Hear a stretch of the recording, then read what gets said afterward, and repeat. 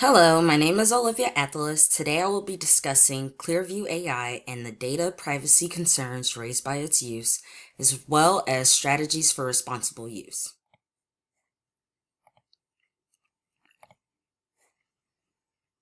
In this presentation, I will start with an overview of Clearview's situation, then walk through the three strategies: consent and transparency, security controls, oversight and purpose limitation, as well as the trade-offs and practical considerations. And then I will end with the conclusion. So what is Clearview AI? Clearview AI is a facial recognition database that collected billions of images from publicly available online sources, including social media platforms and websites. It then sold access to this database to law enforcement agencies such as ICE and private entities. There were many concerns surrounding this issue. One being no one ever gave consent for their photos to be used in this manner.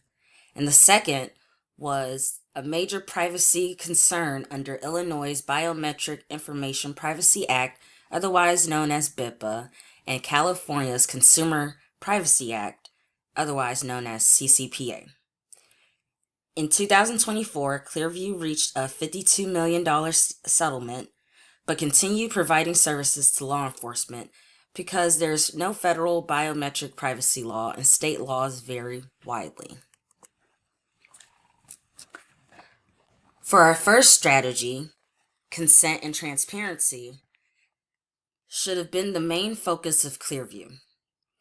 BIPA states that you need written consent before collecting biometric data, and CCPA requires that you give notice when collecting said information. Clearview did neither of those things. Lawsuits like Mutnick versus Clearview is the reason why things like this happened. Getting consent would have shrunk their database and possibly made their system a little less accurate. However, it would have saved them from a massive lawsuit and helped build trust within the public.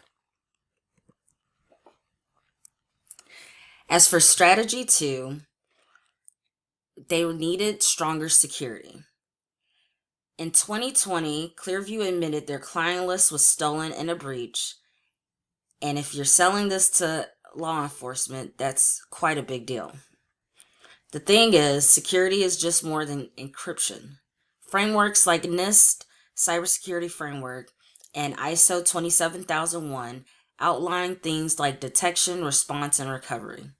If Clearview had followed those standards, they probably could have avoided or at least minimized the damage. Though it does cost more money and it does slow development, in the long run, it will still be cheaper to provide more resources for security than losing trust or ending up in more lawsuits. For strategy 3, oversight and purpose limitation falls on agencies. It falls on the agencies because without the rules, it would be used for things like monitoring protests or everyday surveillance, which is everybody's privacy nightmare. There are already frameworks like the NIST AI Risk Management Framework and the OECD AI principles that stress accountability and fairness. Real-world cases back this up as well. The ACLU's 2020 settlement with Clearview banned most private sales, and Vermont sued them again in 2024 for misuse. The agencies could have limited Clearview's to possibly serious cases, such as violent crimes or even missing persons.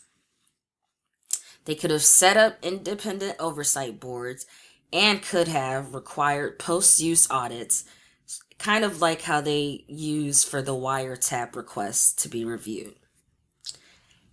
Yes, it does mean reporting, but honestly, investigations already take enough time. But adding another layer of accountability just makes the results stronger and builds public trust.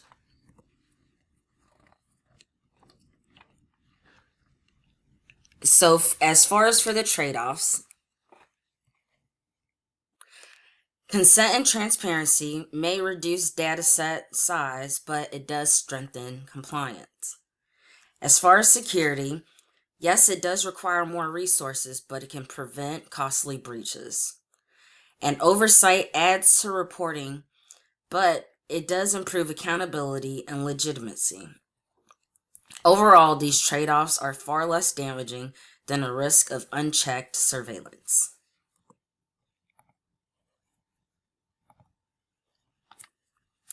To conclude, Clearview should have implemented consent, transparency, and stronger security. Agencies should have ensured oversight and accountability. The key point to make out of this is, while trade-offs exist, the risks to privacy, trust, and civil liberties from unchecked surveillances are far greater.